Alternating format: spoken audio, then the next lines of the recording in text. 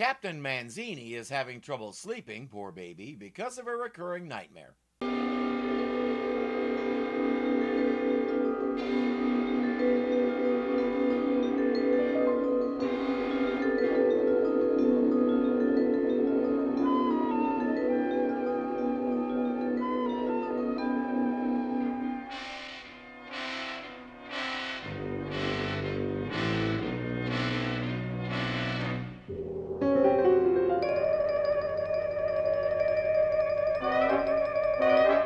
Dude, see a therapist. You're beyond obsessed. He wakes up screaming, but his butler Tremblay is used to it. He stands back and lets the captain rant. I've tried everything to get that car except die for it. Die for it. Die for it. Who said that? You like the idea, sir? Superb. In that case, it was me. For shame, Tremblay. What kind of gentleman's gentleman does that sort of thing? You know perfectly well you're supposed to say, it was I. Let the birdies sing, let the bells ring, let us all be happy. Yes, sir. For tomorrow I die. And then the porter, the 1928 porter, will be mine. Mine! Good luck enjoying it. What's he planned to do, be buried in it? Next thing we know, Dave gets word that Manzini is dying.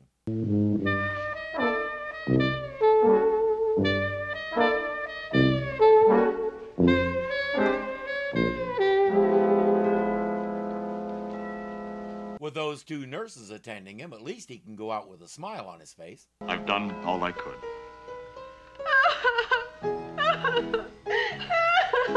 Perfect. Perfect. Perfect.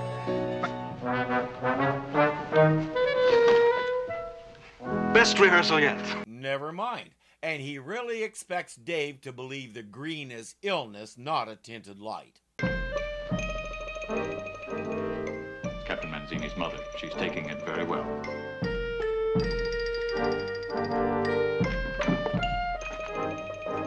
Oh, he looks awful. On the other hand, this is Dave Crabtree we're talking about.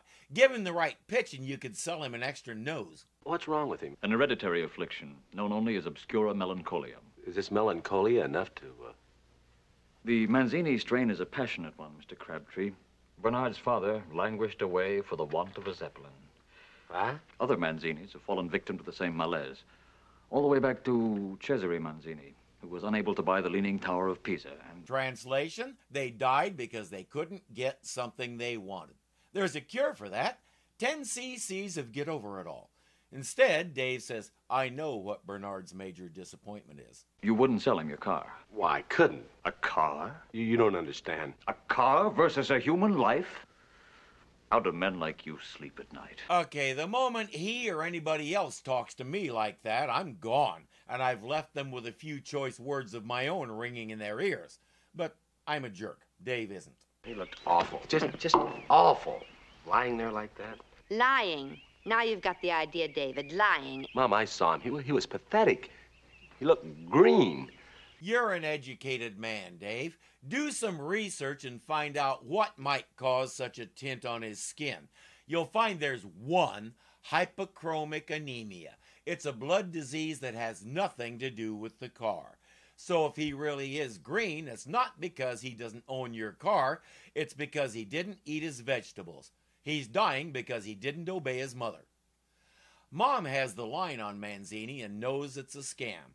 Dave is just too easy and she knows it, so she says, sneak back over there and see if things are really what they seem. Supposing your Crabtree doesn't come back. When the sun sets, will it fail to rise? When the tide goes out, will it not come back? No, my fine phony physician, Crabfinkel shall return again tomorrow. Well, you know him better than I do. I know him better than his own mother. Mock medico, tomorrow we shall begin my rigor mortis.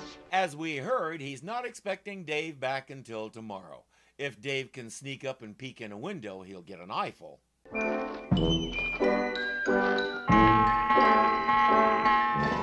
Gadzooks! It's crab flesh! It's red alert, lackeys! Or not.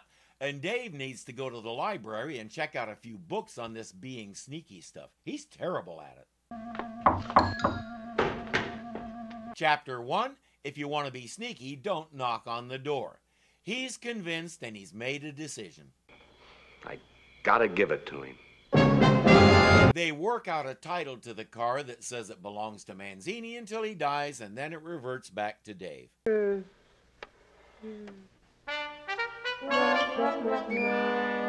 Mine, mine, mine. What? Mine. Hey, wait a minute. What's going on here? He really can't figure it out. Manzini spells it out directly. You've been duped, tricked, bamboozled, and I own your car. Manzini's mother is sitting over there. I'll bet she's ashamed of him.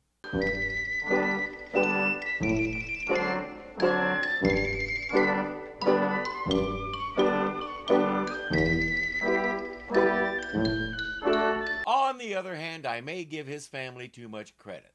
This is a disaster, but Mom has a plan to correct it. Check out Manzini's house.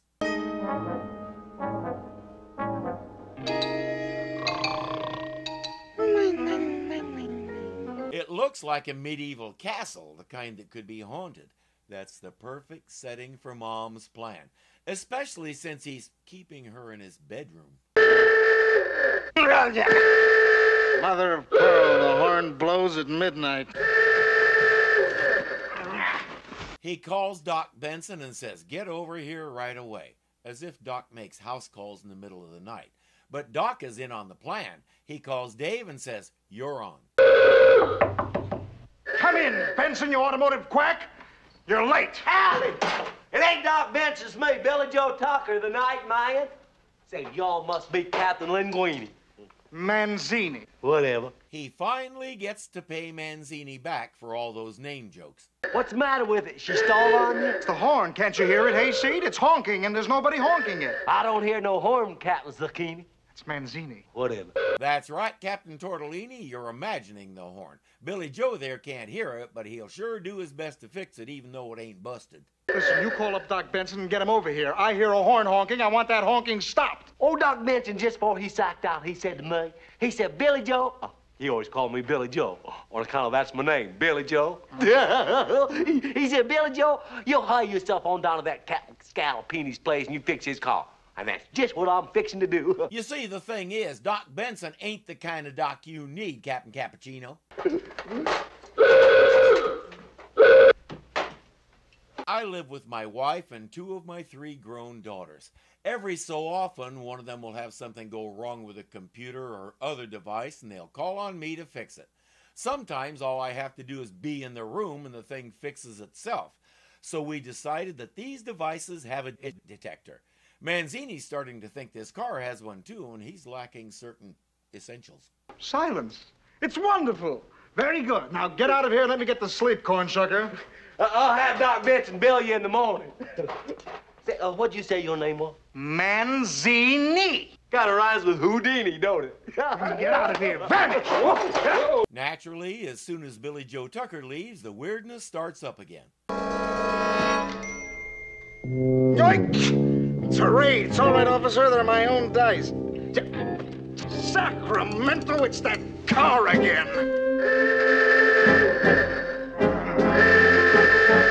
Welcome back, Billy Joe. It's been too long. What you been up to? There we are.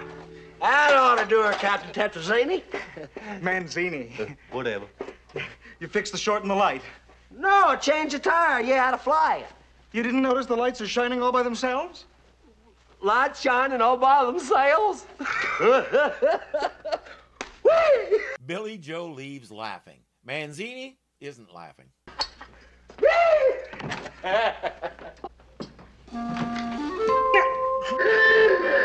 Did you hear it? Did you hear it? Did you hear it? She's having way too much fun with this, and she's just getting started.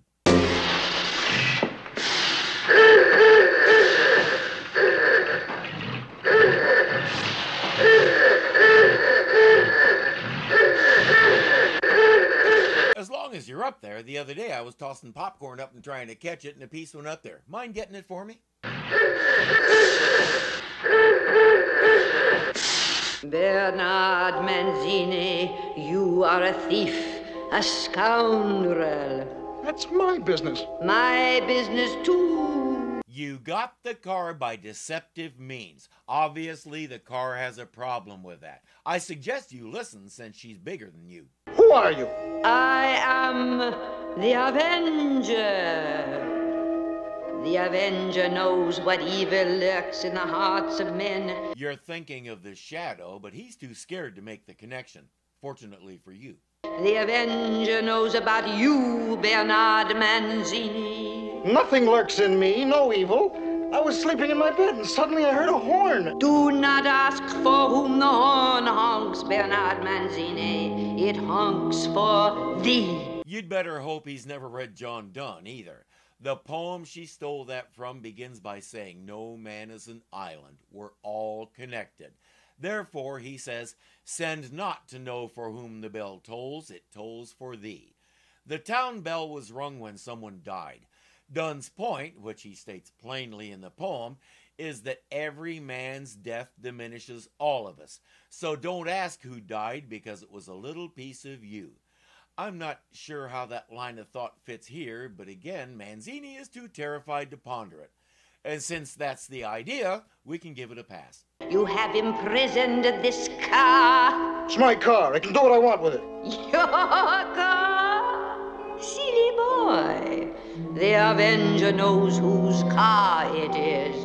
And now the Avenger will avenge. She didn't think this all the way through, or she didn't memorize all her lines. Don't avenge, Avenger!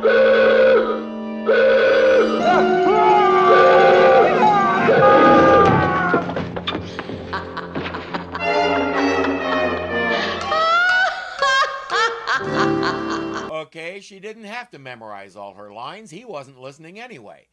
Outside on the ground, he's explaining to Tremblay what happened. It's all in your mind, sir. It's not in my mind, it's in my head. Listen, up here. Hear it? Oh, really?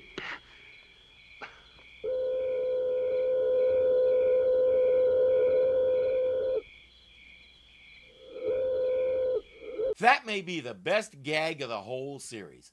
Tremblay has the solution, but the captain isn't gonna like it. No, I won't do it. No. Come along. No. Out of this car. Come along now. You come along out of here, sir. Remember? Stop that nonsense. You promised, sir. Auga. There you are, you see. Auga for the rest of your life.